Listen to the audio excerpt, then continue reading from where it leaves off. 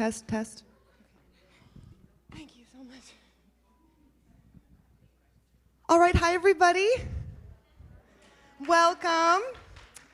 Welcome to tonight's Artist Talk as part of the She Roars series of events. So happy to see so many Guerrilla faces. Do we have any Guerrilla faces? Woo, okay. So before we get started, I wanted to, I'll give a formal introduction to our artist tonight, Käthe Kollwitz, but I also wanted to do a few thank yous, you know, those things. First and foremost, Gina Othvos. Where is she? She's, I think, on her way from the library. So she's on her way. She's really the creative genius behind all of this. We started working on this a year ago, so I wanted to thank her in her absence. Right? So there's a list, guys. Our STC president, Dr. Solis, of course, our division dean, Dr. Nelson, our art department chair, Luis Corpus.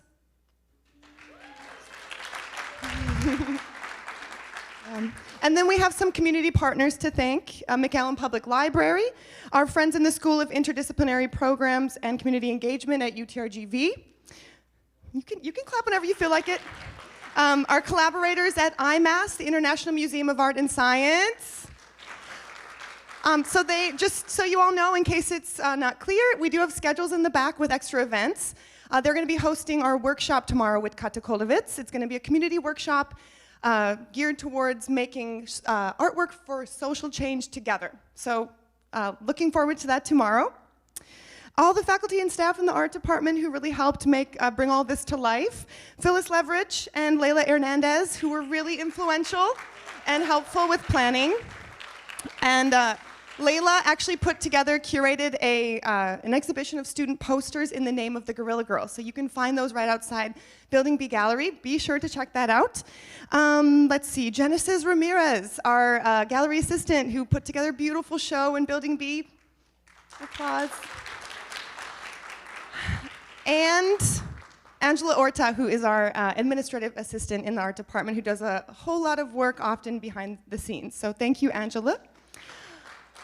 And did anybody try the banana goods over at Building B? Yeah? So the culinary arts students made a bunch of banana stuff in the name of our Guerrilla Girl today. So thank you to them for putting all that together. Yeah. The She Roars program is made possible in part by a grant from Humanities Texas, the state affiliate of the National Endowment for the Humanities. The series also includes a series of other events, so not just tonight and yesterday. We have a full schedule in the back, so as you're leaving, feel free to take a schedule, events this week, and then also events after spring break as well.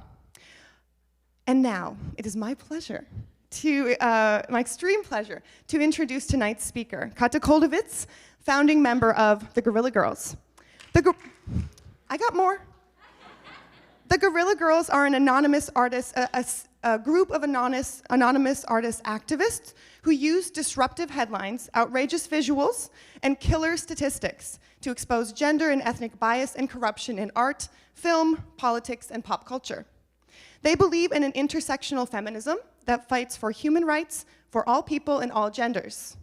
They undermine the idea of a mainstream narrative by revealing the understory, the subtext, the overlooked and the downright unfair.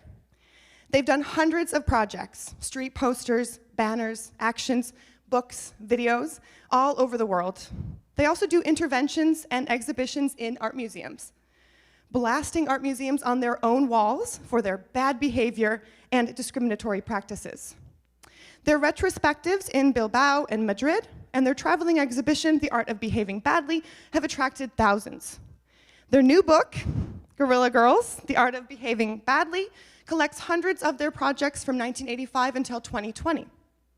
Recently, their work has been seen at Tate Modern and Whitechapel Gallery, London, Sao Paulo Museum of Art, the Venice Biennale, Van Gogh Museum, Amsterdam, Museum of Military History, Dresden, and Art Basel, Hong Kong, as well as many other prestigious places, including Building B Gallery here at STC.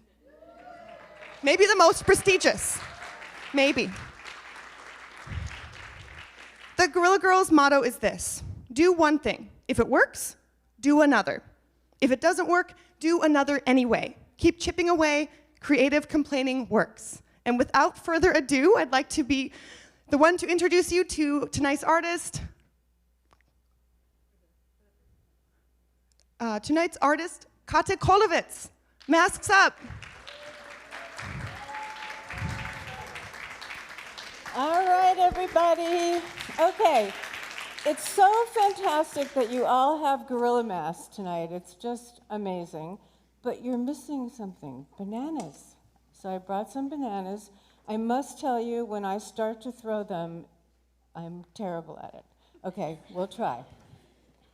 Okay, we got one without killing somebody. Let's see. Well, you all are just really good catches. That's easy, thank goodness.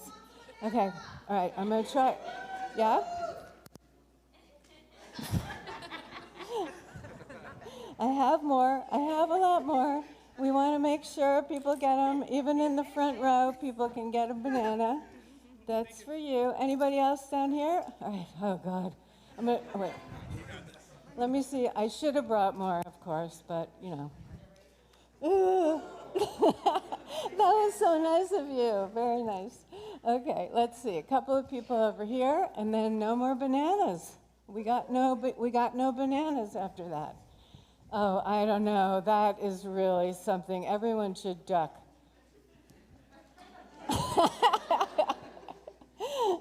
Okay. Oh, yes. Okay. I gotcha. But yeah, probably better that way.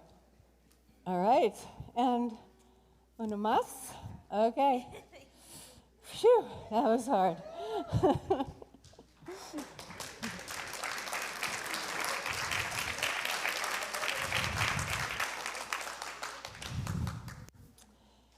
All right, so let me see. Can you all hear me okay and everything? Excellent. All right, one sip of water before talk. That's great. Not easy to do in a mask. All right. So, as you already know, really, the Guerrilla Girls are anonymous artists, activists, who use disruptive headlines, outrageous visuals. I gotta move this up just a bit. Sorry, okay. Outrageous visuals and killer statistics, hopefully, to expose sexism, racism, and corruption in art, film, politics, and pop culture. And as you know, I'm Käthe Kollwitz. I am a founding member of the Guerrilla Girls, and I've been involved with just about everything the group has done since 1985 to this very evening.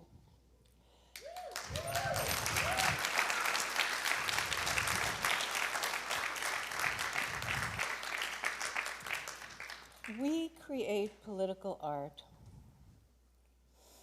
that uses the persuasive strategies of advertising, shows people something often surprising they didn't know before, and has the power to change their minds.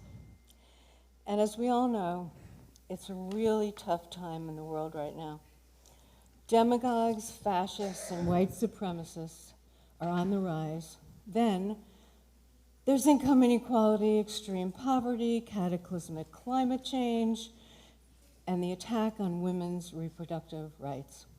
So let's start out, this is what I think we should start out tonight, with one huge collective scream. Ah! Come on, scream, people! Ah! That was a good one.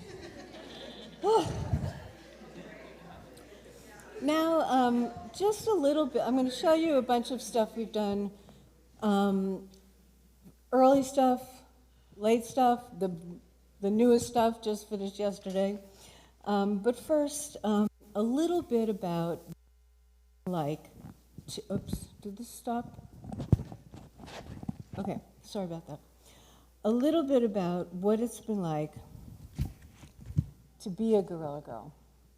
So imagine that you are women artists pissed off that almost all the opportunities in the art world go to white men.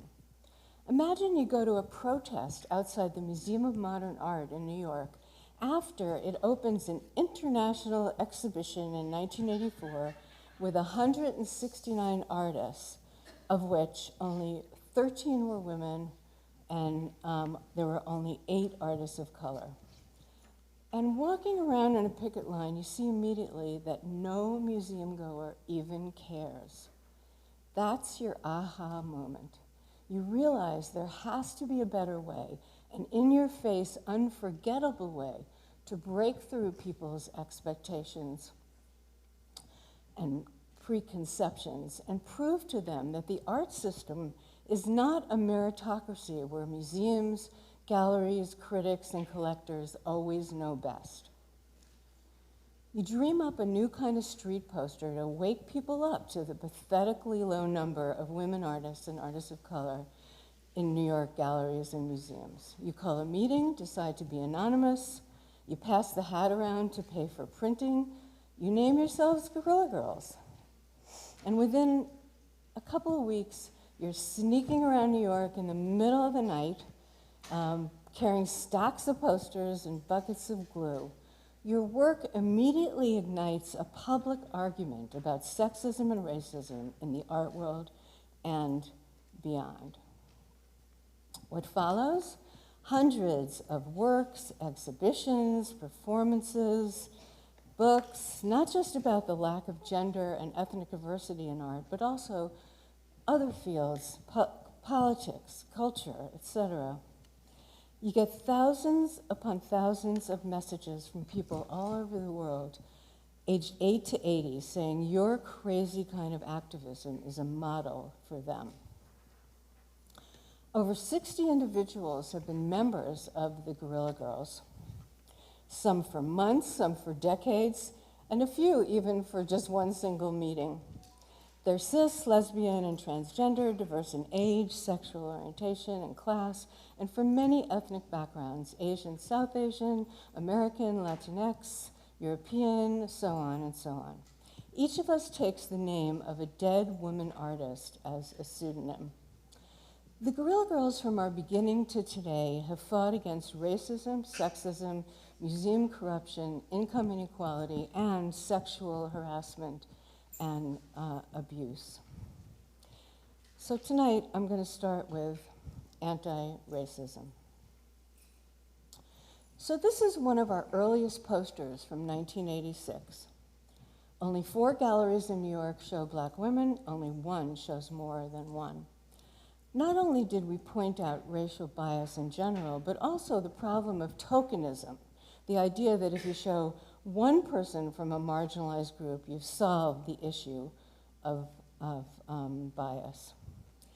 And this poster is a perfect example of how we try, and don't always succeed, to craft our work, finding a new way into an issue somehow that, if it works, can be kind of unforgettable. When racism and sexism are no longer fashionable, what will your art collection be worth? And at that time, the highest price for a white male artist at auction was $17 million. Now it's like 500 billion or something like that. But today things are a little bit better, but here are some of the statistics from today.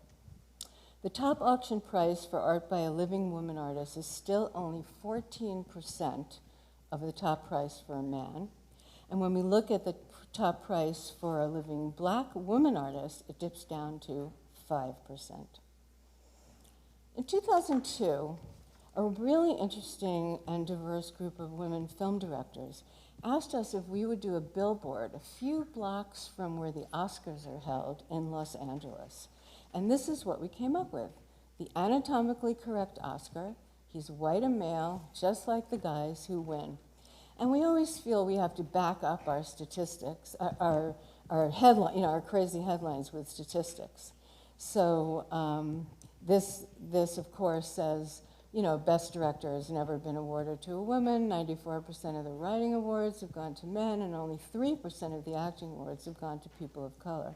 So a few years ago, we updated our billboard in Minneapolis during the Oscars So White protests, and you can see the statistics have barely changed. It's really hard to move the rock off the hill, and I hope in the question period we can talk about that a little bit, because we made the decision to keep on going, and I know all of you are doing that as well, and it ain't easy to always do that. Recently, we were working on a poster about how kind of satirizing the months, the commemorative months for different groups in the United States. And we were having a hard time with this word discrimination. I mean, that is a really hard thing to put on any kind of poster or billboard. It's long. And suddenly a light bulb went off. Discrimination contains the word nation.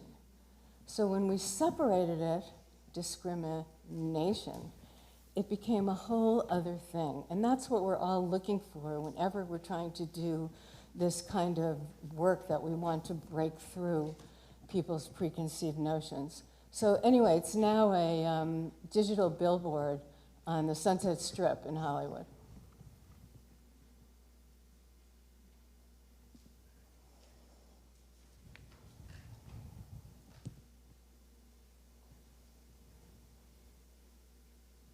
Boing. Okay. Our newest anti-racism project, I'm just showing you the kind of poster image of it so it's easy to read, is a billboard about prison injustice. And you can see it on, it was all over Florida, especially Miami, on billboards and mobile trucks in English and in Spanish for a lot of months last year. And we did some companion pieces too, which you can see on our website, about all kinds of other issues, and everything was in Spanish as well as English. All right, anti-sexism. You know, we formed, of course, as you know, to do street posters about the dire situation of women and artists of color in the New York art world and beyond. So we went after artists themselves, you know, what do these artists have in common? And it's a list of all these big artists of the time who were allowing their work to be shown in galleries that showed no women or a couple of women. You know, they weren't even speaking out, and we wanted to call them on it. And the same thing with the galleries. We wanted to call them on it. And also, these were the museum statistics that year also. How many women, in 1985, how many women had one-person exhibitions at museums? 0, 0, 0, and 0. Oh wait, there was 1 and 0. But soon the word on the street these caused a big sensation in the art gallery neighborhood in the streets of New York. But soon the word was, the Guerrilla Girls are so negative. All we do is complain, complain, complain. So naturally, we took this to heart and realized we just had to make a positive poster, something to make artists feel better about their situation.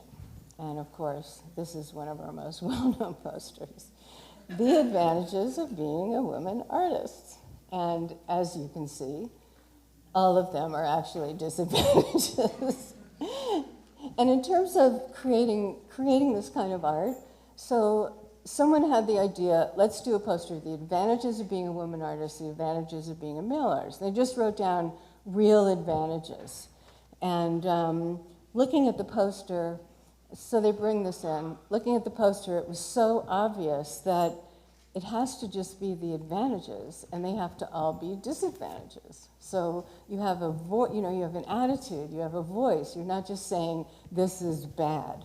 We don't like to do that. We like to find another way into the whole thing. So let's see, advantages. Here it is all over the world. It's been translated into over 20 languages, and we still get texts and emails from people all over the world, thousands of these over all these years, telling us in every profession, mortuary science, veterinary science, everything, saying to us, this poster is the story of their lives too. So our interventions appear all over the world, and we're often invited today to go inside museums and criticize them right on their own walls. This is our latest effort, which is up right now in Hamburg, at the Museum of Art and Design in Hamburg, Germany. So on the facade, it has this poster in German, but inside the museum, this is what the actual poster looks like. So what we did was, we're trying to find another way to use statistics, not have a list, we've done plenty of that. And we started looking online for famous things from Hamburg. And up came this croissant-looking thing called the Franzbrochen. Anybody who's German here, I apologize, I know I didn't pronounce it right. So we had this idea. Let's take that thing, we'll make a little cut out of it, we'll put it on a marble plate, and you can see what the headline is. The whole pastry represents 400,000 works in the museum. The crumb represents works by women. And one thing nice about, let me just go back to this. I don't know if you can really see it here, but the words are so similar in German and English. Crumb is Krummel, probably pronouncing it wrong again. Anyway, it's been really cool to have it. Back in 1992, we carried this poster in a pro-choice march in Washington, D.C. Guerrilla Girls demand a return to traditional values on abortion. And it caused a lot of head turning in the march. Like, what? What are they saying? What's going on here? What is it? But if you read the fine print, before the mid-19th century, abortion in the first few months of pregnancy was legal. Even the Catholic Church did not forbid it until 1869. Today, religious zealots, including 5 justices on the US Supreme Court, are trying to take away a woman's right to make her own decisions, endangering the lives of girls, women, and doctors and nurses, and medical people in general who care for them. So we decided to examine the 4 men and 1 woman behind the decision that reversed Roe v. Wade. Meet the creeps who stripped away your abortion rights. And I'm not going to read all of them to you tonight. You can probably make out some of them. We did a lot of important research and found a lot of things to put in each justice's entry, and you can read it, of course, on our website if you want to better read the whole thing. All right, another favorite topic of ours, because it's another rock that's important to push forward in some way, is museum corruption and income inequality. We love art and artists, but let's face it, the art system sucks. There are collectors, curators, and museums who advocate for a different kind of art world and collect all kinds of work by diverse artists. But the art world is also filled with poseurs, snobs, gamblers, tax dodgers, insider traders, and even criminals. And it's unregulated. In fact, art is described as the 4th largest black market in the world after drugs, guns, and diamonds. So we did our first code of ethics for art museums, a few decades ago, 1990. But most of the museum practices that we complained about then are even worse now.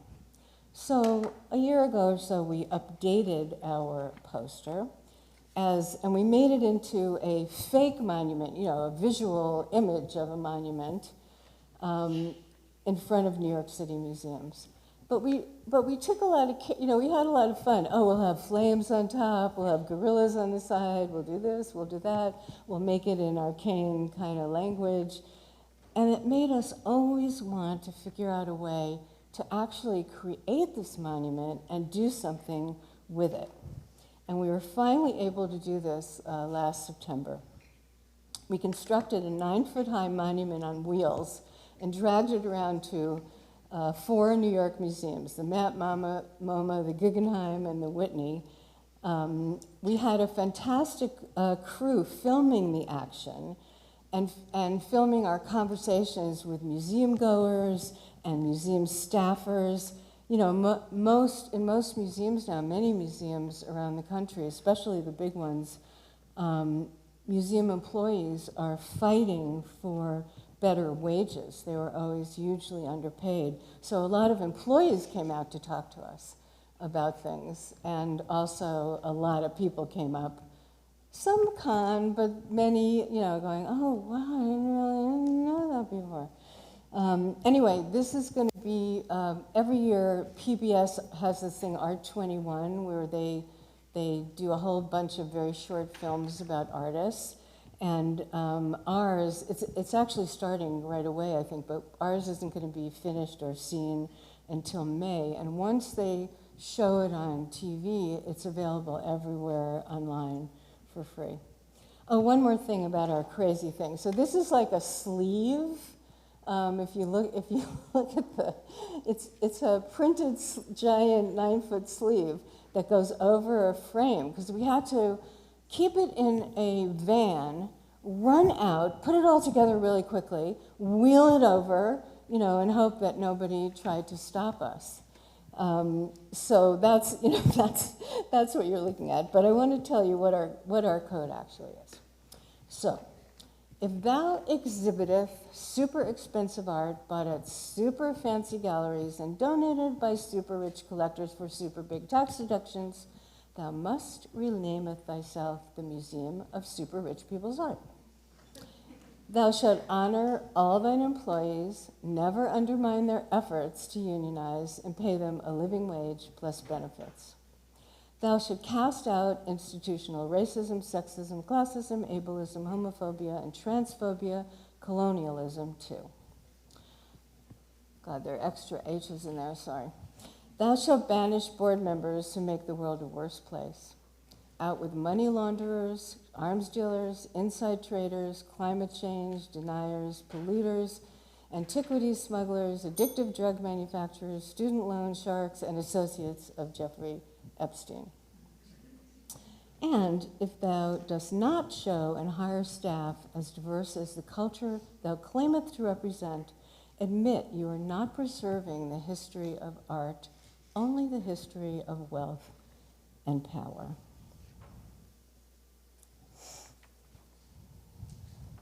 Today, you know, oh yeah, so I thought we missed, I think we missed a video. Is that possible? Like it just didn't play? Or did I just screw up? Probably I screwed up. Let's see. Did you press play on the video?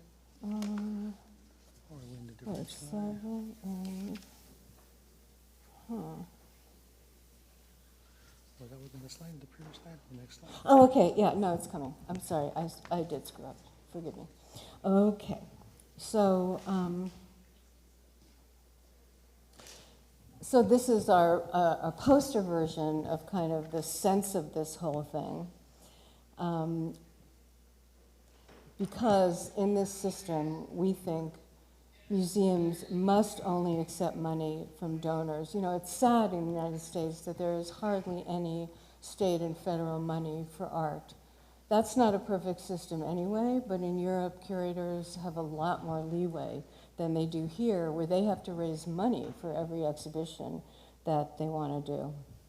And there's a lot of campaigns going on, including ours, to talk about these collectors and why they're being supported by the museums, even when it comes out that, you know, like with Leon Black, who was the chair of MoMA, that he's like Jeffrey Epstein's best friend and enabler to the tune of millions and millions of dollars.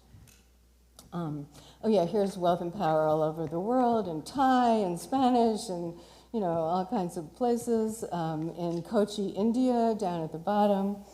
And even with, and this is Sao Paulo in Portuguese. We just sent this to them to put up a few weeks ago. So it's in this fantastic gallery they have at the top of the museum with these specially designed ways of displaying things by an amazing woman architect.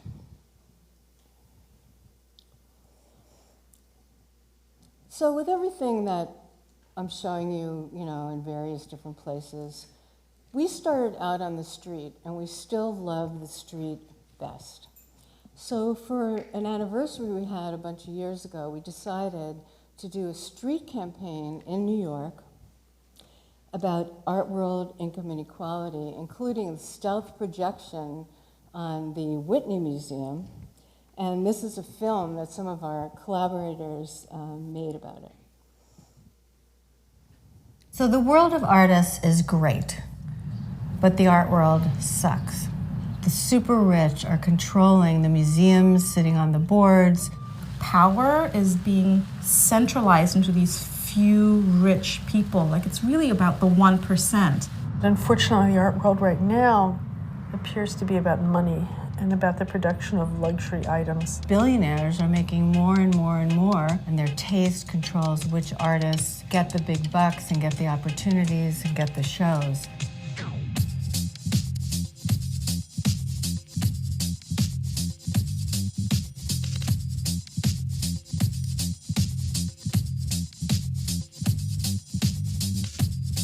We're planning to sneak around New York with the Illuminator.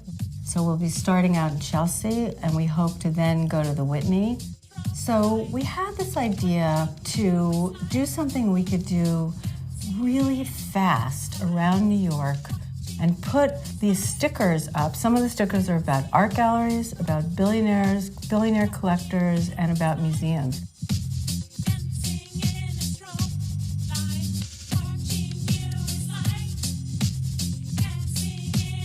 So we wanted to put them up where they belong, on the big galleries, on the museums, and give them out to people, especially so they could do the same thing. And it seemed like a great idea. Call people together, just put the word out, see who comes, and just run around the streets and put these things up and bother people.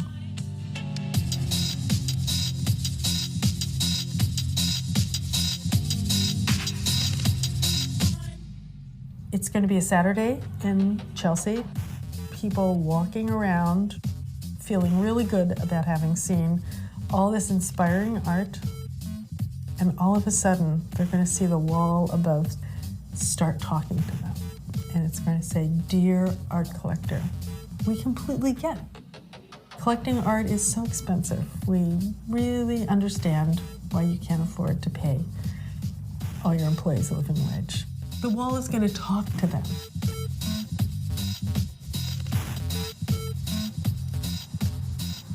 Every time we put something up, people would go bananas. Some people would love it, some people would hate it. So we would sort of work in that space. It's really very productive to provoke people to think about things. And we discovered early on that if you could make someone who disagreed with you laugh, you had a hook inside their brain. Once you were in there, you just might be able to change their minds about things.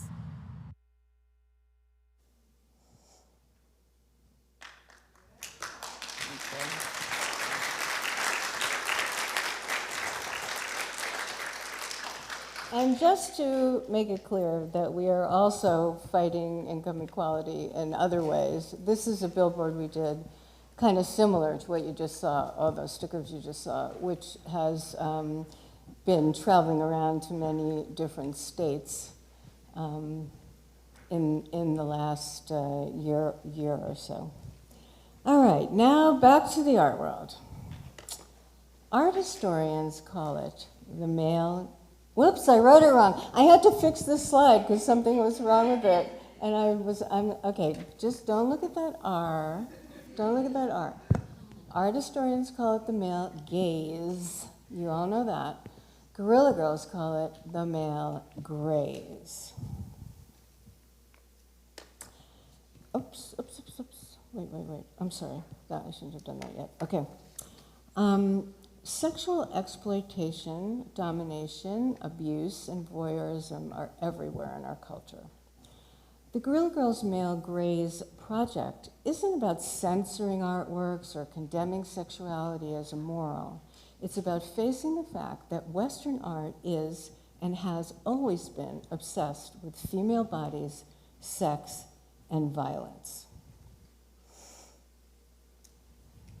What do art historians call the macho, hetero, predominantly white male perspective in European and American art that depicts women as sexual objects for the pleasure of male viewers? The male gaze. But the Guerrilla Girls call it the male graze. There are lots of naked women in post-colonial Western art. Sleeping in the backyard, splayed out on beds, lounging around with their friends, bathing, dancing, hooking up, being harassed, abducted, bound, raped, and murdered. When we looked into how some revered male artists used and abused women in their real lives, we saw more than gazing. We saw grazing. So the question we want to ask is, does life imitate art, or art imitate life? Gauguin abandoned his wife and 5 children to become primitive in the Caribbean and South Pacific. He married a succession of teenage girls as young as 13. He died of syphilis at 55 and probably gave it to many of them. European colonialism at its finest. Of the women who had long-term relationships with Picasso, 2 died by suicide, 2 had nervous breakdowns, and 1 escaped and wrote about it. In 1950, sculptor Dorothy Daner decided her husband, sculptor David Smith, had hit her once too often. She loaded her pickup truck and took off for New York to start a career of her own. Smith turned around and married one of his young students. According to the book 9th Street Women, Hans Hofmann's summer school in Provincetown was a harem, and Hoffman, the bull elephant, who patted his female students on the ass and fucked everything that moved. Lucian Freud admitted to having 14 children by 12 different women. He may have fathered twice as many. He said women go downhill at the age of 16. Sir Lawrence Gowing, principal of the Slade School, pimped for Freud, admitting young girls to the art school who had caught Freud's eye. Chuck Close invited his female students from Yale to his studio to sit for portraits. The ones who refused to undress were given $100 and told to leave. The ones who stayed endured prying questions about their sex lives while posing naked. Get ready for the male graze, the Guerrilla Girls' take on our culture's enduring love affair with bad male behavior in art.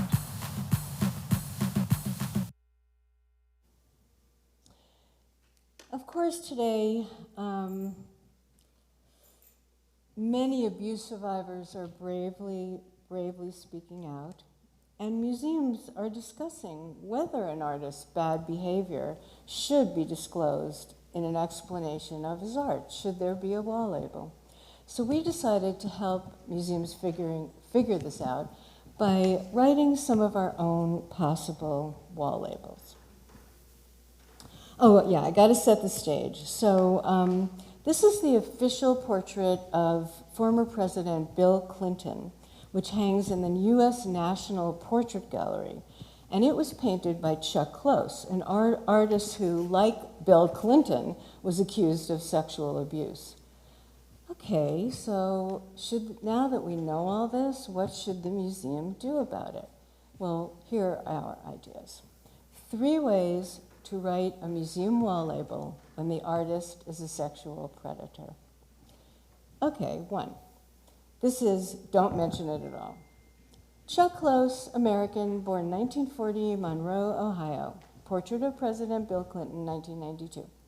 Chuck Close is one of the most important artists of his generation and the creator of a new kind of portraiture consisting of patterns of color. Okay, mention it a little bit. Chuck Close is one of the most important artists of his generation and the creator of a new kind of portraiture consisting of patterns of color. Like many artists, he has had a few disgruntled models and employees. And then, of course, there's the Guerrilla Girls way, be honest. Chuck Close has had a huge career with prices to match. He's been accused of sexually abusing models and students he picked up at fancy art schools. How fitting and ironic that he painted the official portrait of Bill Clinton. The art world tolerates abuse because it believes art is above it all and that rules don't apply to genius white male artists. Obviously, we do not think that is right. We think that is wrong. All right, so this is another weird thing that happened to us. We were invited some years ago to give the commencement address at the School of the Art Institute of Chicago in front of thousands of cheering students and a large number of very angry parents when they heard what we said.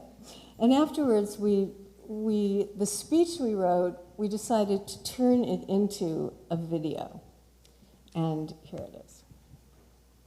It's kind of The a Guerrilla manifesto. Girls Guide to Behaving Badly, which you have to do most of the time in the world as we know it. Be a loser. The world of art doesn't have to be an Olympics where a few win and everyone else is forgotten. The art market and its hyper-competitive celebrity culture makes everyone but the stars feel like failures. But there's another world out there that's not about raging egos, a world of artistic cooperation and collaboration. That's the one we joined, and we invite you to join it too. Let's make trouble together. Be crazy. Political art or activism that points to something and says, this is bad, is just preaching to the converted. Instead, try to change people's minds and do it in some unforgettable way. A trick we learned is humor helps you fly under the radar. If you can get people who disagree with you to laugh at an issue, you have a hook right into their brain. Once there, you have a much better chance to convert them. Be anonymous. Sometimes you gotta speak out publicly, but sometimes it works even better to speak out anonymously. Now this has its disadvantages, like working your whole life without getting any credit, but it has lots of advantages too. Our anonymity, for example, keeps the focus on the issues and away from our personalities. The mystery of who we might be draws lots of attention to the issues we promote. Plus, you won't believe what comes out of your mouth while wearing a gorilla mask. Be an outsider. Even if you're working inside the system, we say act like an outsider. Seek out the understory, the subtext, the overlooked, and the downright unfair. Then expose it. Jam your culture. Remake your institution. Just do one thing. If it works, do another. If it doesn't, do another anyway. Don't be paralyzed if you don't get it right every time. Just keep chipping away. We promise that bit by bit, your efforts will add up to something effective. Artists, don't make only expensive art that billionaire art collectors can afford. Curators, don't exhibit only the expensive art your trustees donate. Let's have more cheap art that everyone can own, like books, zines, music, and movies, like our posters. Show museums tough love. It's unethical that wealthy art collectors who invest lots of money in art can become museum trustees overseeing institutions that in turn validate their investments. It's a lousy way to write and preserve our history. Demand ethical standards inside museums. No more conflicts of interest or insider trading. No more cookie-cutter collections of art that cost the most. Convince art collectors their collections are inferior with only work by white male artists. Don't let museums perpetuate this version of art and power with a few tokens thrown in. Make sure your favorite museum casts a wider net and collects the whole story of our culture. Whether you work in a museum or a classroom, don't teach an art history constructed by corrupt institutions. Do like we did. Write your own. Complain, complain, complain. Be a creative complainer. Be a professional complainer. Don't assume people know what's missing from museums. Remind them how many modern and contemporary art collections still contain less than 15% females and artists of color. Use the F word, feminism. We think it's crazy that so many people who believe in the tenets of feminism are still afraid to call themselves feminists. Feminism doesn't get the respect it deserves. Women's rights, civil rights, lesbian, gay, bisexual, and transgender rights, and Black Lives Matter are the great human rights movements of our times. Feminists like us who believe in intersectionality fight for all human rights. No one is free until everyone is free. Feminism is changing the world. It's revolutionizing human thought and giving many people lives their great-grandparents grandparents could never have imagined. But there's still so much work to do. There are so many countries worldwide where LGBTQ people and women have little or no human rights. 90% of transgender employees have faced discrimination or harassment at work. In the US, no federal law protects them, even though nearly 80% of voters support such a law. Then there's rampant sexism in the tech industry, including the harassment of female gamers. And what about the gender earning gap that the US Congress refuses to move against? Violence and abuse against women, gay, and transgender people is still a huge international problem. From gang rape in India to kidnappings in Nigeria to sexual slavery by ISIS to the negligible punishment given out for domestic violence in America. Trans women are assaulted and even murdered in the US. But despite all this bad news, feminist resistance movements are exploding all over the world. Let's make the F word feminism the F word for the future. Let's all join together with feminists on the right side of history.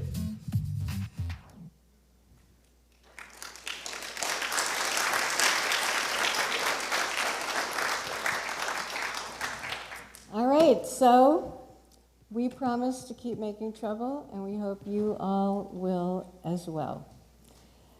Our motto is do something. If it works, do something else. If it doesn't, do something anyway.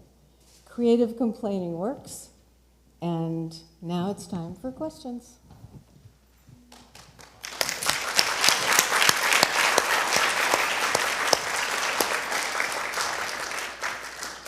All right, I think we have microphones and we can say anything we want to say. Does anyone have a first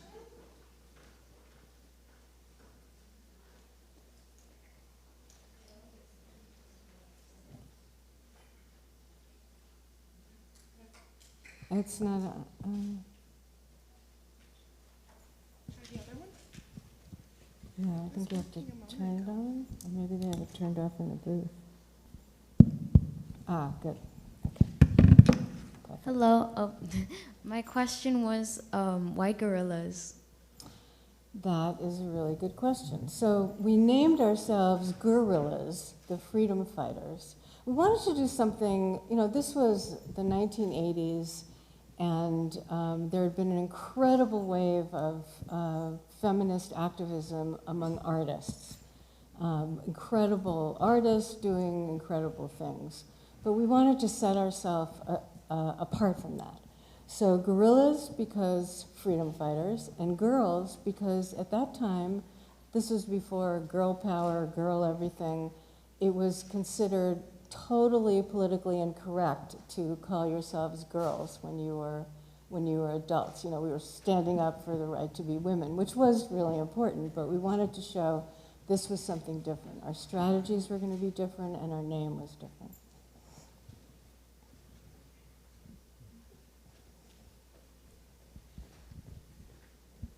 Hi, my question is, without exposing any information of who you may be or who some of the other founding members may be, I'm very curious of how you and that group originated and how this idea came to fruition. Could you repeat that? I'm sorry, with the mask it was hard to... Don't take the mask off. Okay. No. Could you repeat it? Sure. I think she's wondering how you and the original group came together. Like, were you already friends? Were you already artists working together? Yeah. Okay. So it was another one of those crazy things. You know, this colleague of mine and I went to this march. The Museum of Modern Art did a show in 1984, this international survey of painting and sculpture with virtually no women. And, you know, we were a bunch of women artists in New York, all kinds of different artists, all kinds of different people, and we knew that this was totally outrageous. And the curator of the show said, if you weren't in the show, you should rethink your career, which was really, really kind of insane. So we go to this protest, regular picket line out in front of the museum, but you can see videos of this, you know, women walking around, and that was a moment when one had to realize that nobody cared. People were just going into the museum. We didn't stop anybody.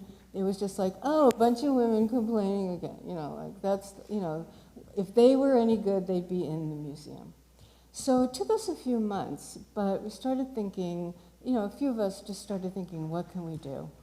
And it seemed that this was the time for new kind, I mean, I can see now that what we did was a kind of new kind of political art. And that's what we were searching for, but we certainly didn't see at the time that it was this new kind that would become a worldwide, you know, thing. So we just did these couple of transgressive posters that we knew would piss people off, and we're totally different. You know, I think I said during the thing, you know, most protest art, most political art, there is so much that's hugely creative, but a lot of it really just does point to something and say, this is bad. We wanted to show people something they didn't know and do it in a different way. And we called a meeting at one of the, you know, it was a small meeting. There were, I don't know, like under 10 people, and not all of them stayed the whole time, but we brought the first poster to the first meeting. And I remember being really nervous. I thought, no one's gonna like this, you know, you know, I can't, I'm afraid to show it to everyone, but when we showed it, this thing that we had done, they all went, yeah. So we passed the hat around and, you know, tightened it up a little bit, printed it, put it on the streets, and that's the story. All hell broke loose. I mean, it's part of the story. It's the beginning, yeah. Anybody else? Good. How much of what the posters you put up are you doing without permission? And then for the ones that you're putting up actually inside museums, like how do you, or on the billboards, how do you get them to agree to that when you're critiquing their very institutions? Actually, that's a great question because, you know, we are at a stage now where museums invite us to criticize them inside the museum on their own walls. So in the beginning, of course, we would do it in the middle of the night, and people who agreed with us would be ecstatic that this was out there, and everyone else would be really angry and want us to stop. So it's just one of those crazy things about how things work out. We still do campaigns where we just go and put things up, but we have the opportunity now to do giant, you know, like the size of this wall things in cities all over the world. So we're doing the same, hopefully transgressive work. You know, we don't have to change what we're doing because we're inside an institution or, you know, in a big commercial wall, you know, that somebody has. But it is so different now. On the other side, on the other hand, as artists, which we are, you know, and many of you are, the fact that you can do these giant digital things now, like in a minute, is just absolutely fantastic. It's just so exciting. I mean, we started out, there may be some of you here who remember this, but a lot, you know, would never, maybe never even heard of it, in a time where there was no digital anything. So you had to have special skills just to be able to make a poster, you know, if you wanted to have it with actual typed text and stuff. And then you had to prepare it in a certain way, paste it up, and send it to a printer. They would take a negative of it, and they would use the negative to make a plate, and then they would print the damn thing. So it was, you know, now, you know, bring it over Tuesday. You know, you just, it's so fantastic that we have those tools now, and you can see the incredible explosion of creative activism and creative work by artists in every way.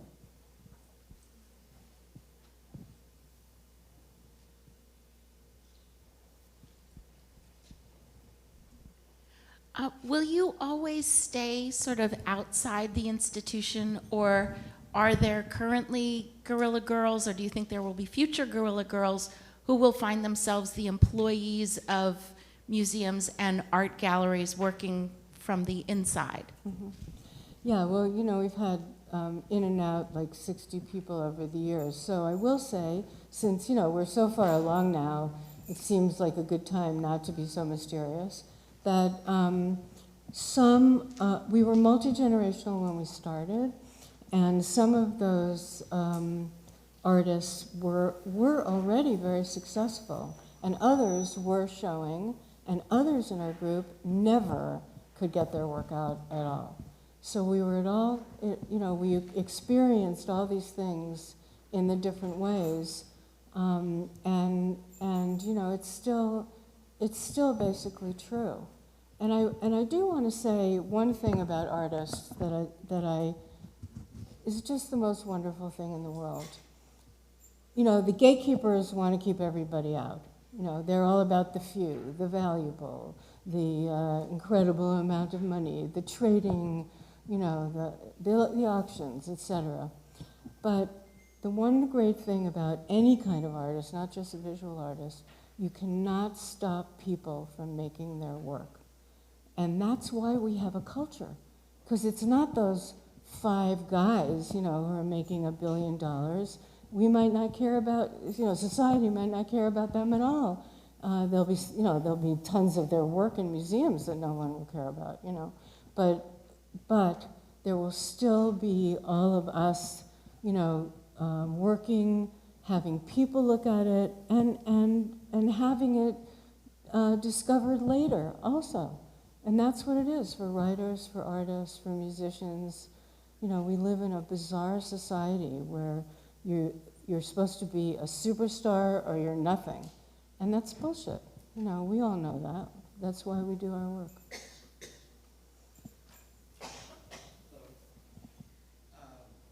This is 1985, and then I wanted to know if has there been any progress from your activism with museums or anything else? Or? Could you just say that again? The mask is so hard to hear, and I apologize. Sorry.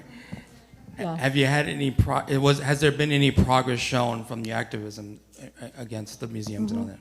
Yeah, well, one big thing I would say is that the people inside museums, not the director necessarily or the trustees, although sometimes it includes them, they are changing, and they're really trying to play catch up. The only problem with that is, especially the historical museums, you know, you have centuries of all this stuff, and then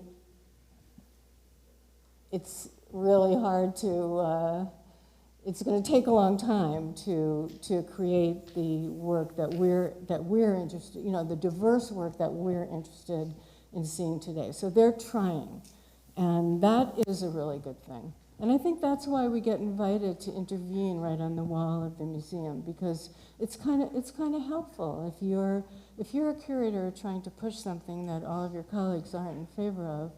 It's very helpful to see this right there, and I think people get a lot of letters, and there are so many wonderful curators trying to do better, but since you need money to buy every single thing, it's a lot easier to get money from some, you know, captain of industry who loves Chuck Close and has bought 40 of his paintings and gives them all to museums than it is to get a budget based on what you believe in and what you want to collect. So they definitely are starting to do that now, but there's a long way to go. We were invited, this is probably too long a story, forgive me. We're invited to, by the first lesbian member of parliament in Spain, and a female curator at the Prado, the historic museum there, and somebody else, I can't even remember, to go on this midnight private tour at the museum. So it was totally insane. But it was really interesting because I'd been there before, you know. I mean, when I was a young artist, I made it to Europe, and I couldn't wait to see Goya's black paintings, you know, and all that kind of thing. But this time, and those are still there, so I recommend going to see them, but this time I really started to feel viscerally the true history of the Prado. The Prado is the collection of the kings and queens of Spain. And they had advisors, just like mega art collectors have the same advisors, you know, and they collected things that appealed to them, which included lots of portraits of their family and stuff like that, of course. But once you really see it that way, you can't look at a museum the same way again. It doesn't mean they don't have great stuff in there, but it's about a certain kind of structure in society and certain kinds of people, and you have to wonder what else was out there that we'll never know about. Have you experienced violence in any of the protests, such as the police trying to silence you or museum owners trying to kick you out? Have we been violent? Was that the question? Have you experienced violence? Experienced violence. No, we've been chased. You know, we've had people yell at us, but we've been lucky. We haven't had any kind of physical attacks. Glad to hear. Nowadays, like, there's more social media, so my question is there more like of a fear that now with so much going on and that everyone can see it, that it'll be drowned out with all that information out there? Like that the art would be drowned out? Art in general, you mean? Yeah. You know, everything is a plus and a minus. It's fantastic that everyone can put their artwork out in public now. You don't have to wait for some little place to say, you know, I want to try this, and then they don't like how it turns out, and then that's that. So, as with everything, that's fantastic. The idea that we can make our work public anytime we want. That's a wonderful thing. But you're right, of course. What happened then? There's just so much of us now, and so many of us on this planet. You know, that's really a lot of stuff. But I do think it's great that people can put their work in some kind of concept of public, you know, online in some way. And I think there's great work there, and I think it's gratifying to the artists who put it up. I had a question again, sorry. What are the Guerrilla Girl, like what is your end goal? And if you ever get to that goal, what do you plan to do after that? Sorry, what? Like your goal, because I understand that goal? your goal is like equality in a way, but if everyone gets equality, what are you gonna do after that? That's true, that might happen tomorrow, and I guess I'll go on vacation. I mean, to give a serious answer, it can't be about winning, because the world is so fucked up. You know, there's no winning. There's so much that can be done, and everyone can do it in their own way about something that they care about. So it would be nice if that happened. You know, the world is perfect, but I don't think we're in for that. I think what we're in for is all of us doing what we can to make it a better place against really great odds these days.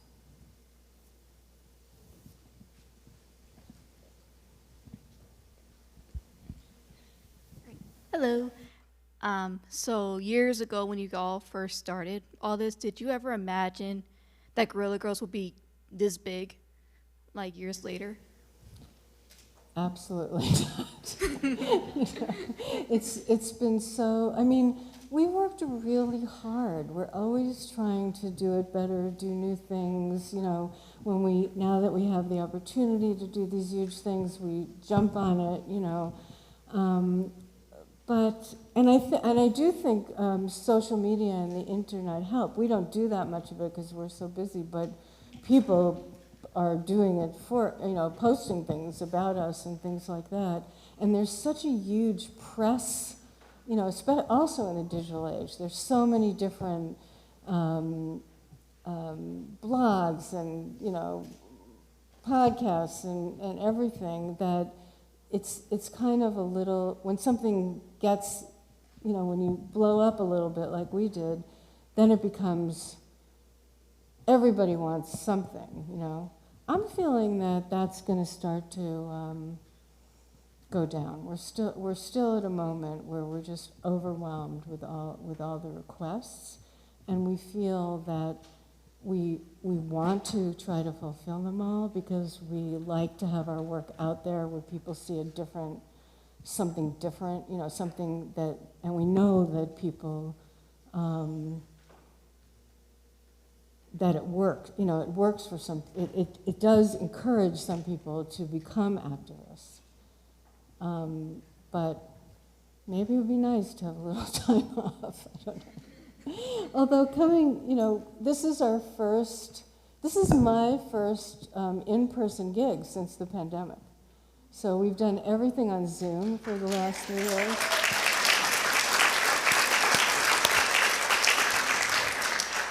And I want to thank you all for being a great audience. And the questions tonight have been really fabulous. Often that is not the case.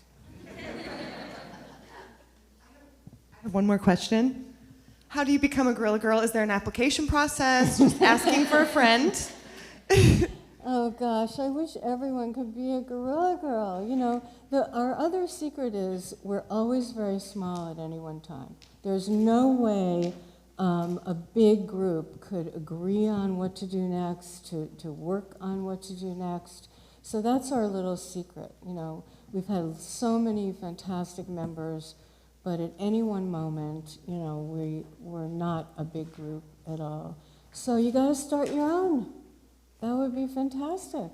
You know, and I don't know, are you coming tomorrow to express yourselves on the walls?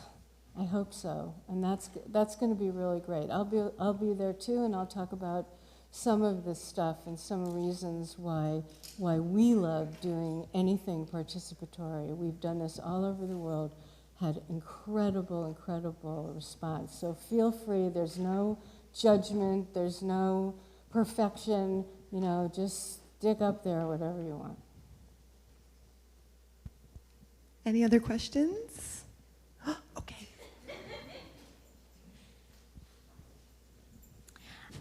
So something that it just keeps coming to mind is I think a lot of us here, you know, I don't know, I'm just assuming, but might be artists, and if you are, maybe you've had that feeling of like, who's going to listen to me and who's going to pay attention? And I'm sure you had that feeling in the beginning when creating things like your posters and creating anything and ideas. And I'm wondering what your moment was, or what it was like, or what the scenario was when you realized like that it hit like for the community. We're like, oh, these kind of moments. I mean, when you're an anonymous group, that's kind of a double thing, because the Guerrilla Girls we had a lot of haters in the beginning, but we also had immediate supporters. But as you know, as someone who is an artist, I can, you know, we all have the stories from the beginning of our career. You know, I was really shy, and I was doing a different kind of work, and but I knew I should try to, like, you know, get someone to look at it. So there was one place in New York where you could just make an appointment. You didn't have to know someone who could, you know, promote you. You actually could just get an appointment. So I got up my nerve, I made the appointment, I went to see the director of this, it was a drawing center in New York. This is long ago, not any recent drawing center person. And she looks at this stuff and she goes, "You have a lot of nerve coming in here with this stuff." So then I never went to see anybody again. But I don't want to, you know, make it seem, things did work out. But that's kind of where you're at, you know. It's all about judging, you know, and that is really, every artist has so much to offer. I mean, there are just thousands and thousands. Everyone they have their own worldview, they do their own stuff, and it would be great if everyone could get the same amount of attention.